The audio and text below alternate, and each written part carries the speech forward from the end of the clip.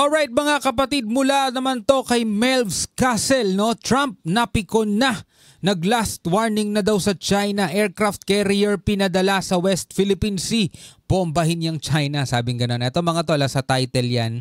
Binasa lang natin. At ngayon, bibigyan natin ng reaction to. Pero bago natin to panoorin at bigyan natin ng reaction, mga kapatid, meron muna tayong papanoorin mula rito sa Net25. No? Nagbabala ang China laban sa separatist activities bago ang Pacific Island tour ni Lai Ching-te. Ang sabi rito sa report mga tol, nagbabala ang Chinese military na magwawagi ito laban sa banta ng secessionism at tinuligsa ang mga hakbang ng Taiwan para sa soberanya nito. So ito, panoorin muna natin to mga kapatid bago natin to ipagpatuloy, no, kay Melvs Castle. Nangako ang Chinese military na magwawagi ito sa mga banta ng secessionism. Etong secessionism na to, ibig sabihin yan yung mga ginagawa o mga aktibidad ngayon ng Taiwan na paghiwalay na mismo. Kasi matagal na naman silang hiwalay mga toli. Diba? Matagal na silang hiwalay sa China, hindi lang matanggap ng ex niya. Na iniwan na talaga siya ng Taiwan mga tol at pilit siyang naghahabol mga tol at ayaw niyang pumayag na humiwalay na itong Taiwan. No? At ang sinasabi nga ng military ng Chinese, magwawagi daw sila.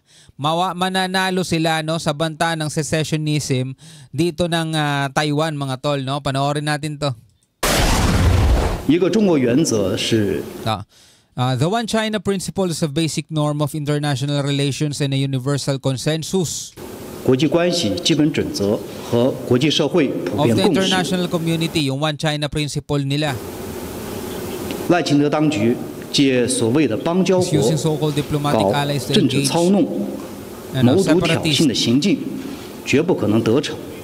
the separatist behavior will never succeed.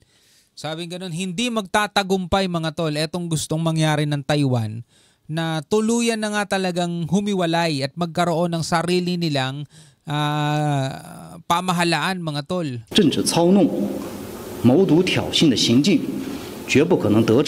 Kasi kung ganito nga naman talaga mga kasama mo di ba, hihiwalay ka na talaga.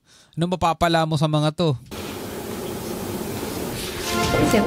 Dumating ang pahayag na ito ilang araw lamang bago bumisita si Lai Ching-te sa Hawaii bilang parte ng kanyang Pacific Tour. Binalaan din ng Beijing ang Estados Unidos laban sa pagpapadala ng maling mensahe ukol sa kasarinlan ng Taiwan. Inaasahang magsasagawa ng military drills ang China sa mga susunod na araw malapit sa Taiwan Strait bilang babala laban sa mga kaalyado ng Taiwan na naglalayong isulong ang soberanya ng Taiwan sa international community. Yan, no? Diba? Hindi mapayagan ng China mga tol yung sariling soberanya ng Taiwan. The so-called transit by the leader of Taiwan authorities is essentially seeking independence. Any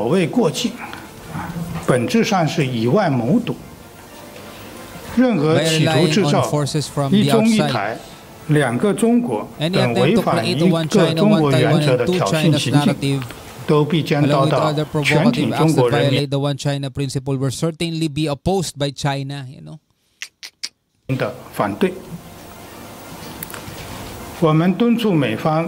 We urge the United States side to abide by the One China principle and the provision.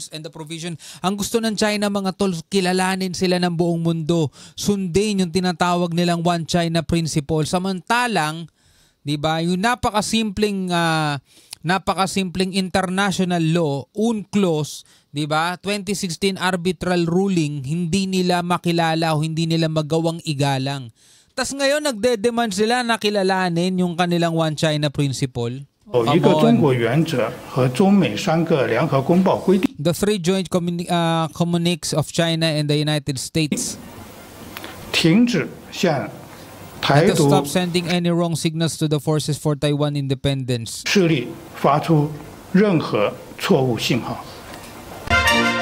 Grabe, no? Talagang sila, no? Lakas makapag-demand, no? Ayaw namang sumunod. Well, ito na. Pagpatuloy natin to mga tol. Mula to kay Melvs Castle.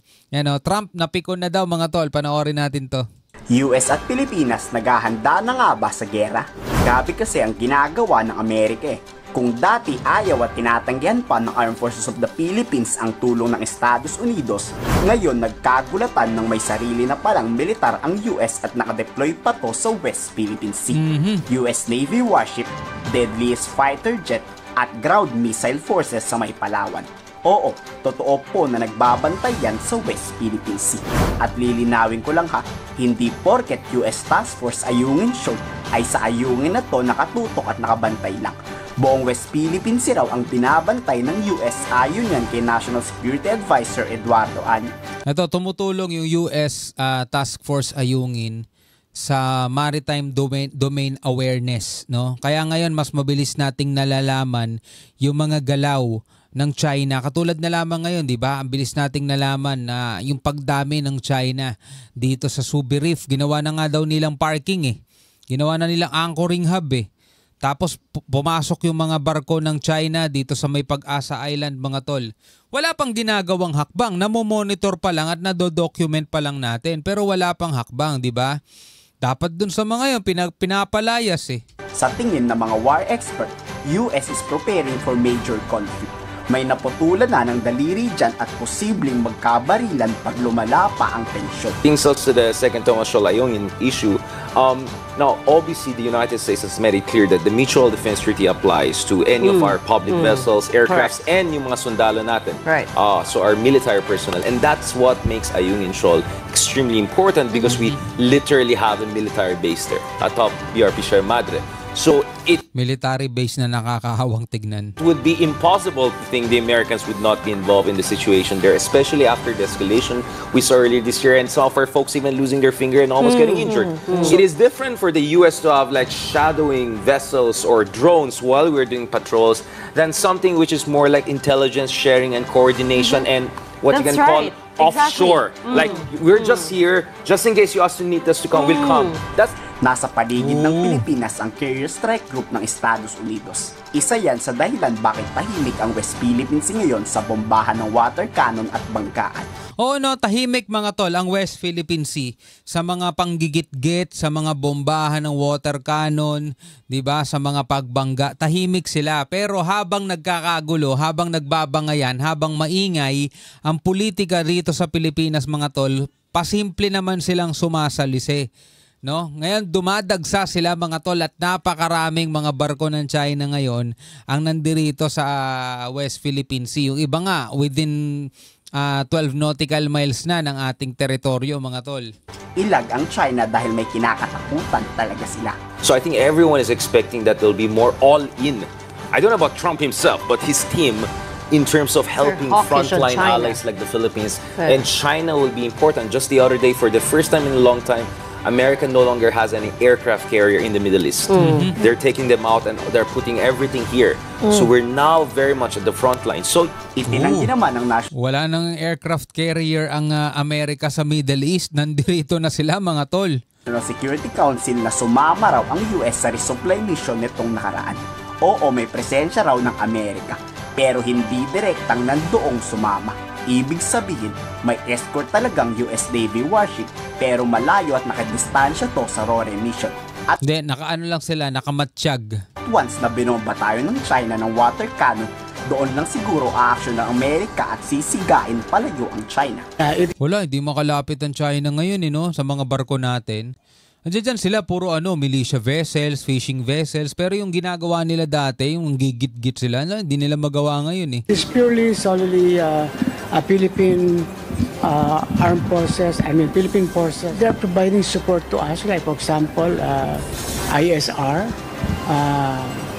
Maritime Domain Awareness. So, tumutulong sila sa pagbibigay ng mga information about that. But on actual direct participation, it is purely Philippine operation.